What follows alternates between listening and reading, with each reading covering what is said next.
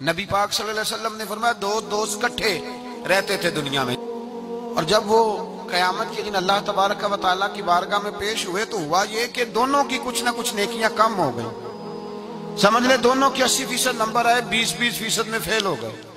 اب 100% نمبر چاہیے تھا جنت میں جانے کے لیے. اب وہ دونوں 20% نیکیاں ڈھونڈنے نکلے. ماں کے پاس گیا، اماں نیکیاں چاہیے. اس نے کہا مجھے تو آج اپنی بڑی فکر ہے. اب دونوں کو نہیں پتا، علیحدہ علیحدہ کہ دونوں کے ساتھ ایک جیسا معاملہ ہو گیا. اس کا حساب وہاں ہوا، اس کا وہاں ہوا.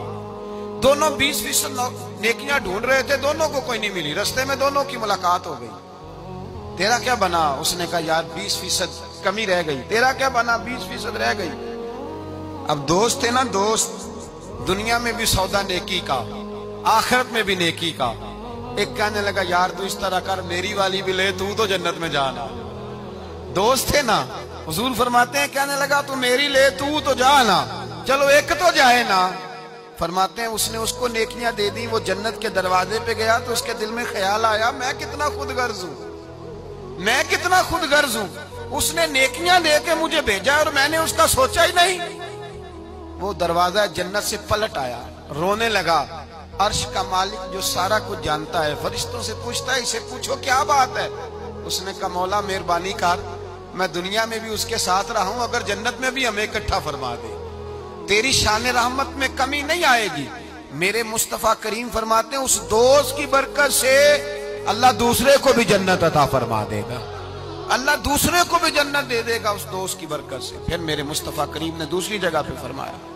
حضور فرماتے ہیں دو دوست کٹھے رہتے تھے، اکٹھے نیکیاں کرتے تھے، نماز پڑھتے تھے، عبادت کرتے تھے. ایک میں کوتاہی رہ گئی، کوئی غلطی بڑی ہو گئی.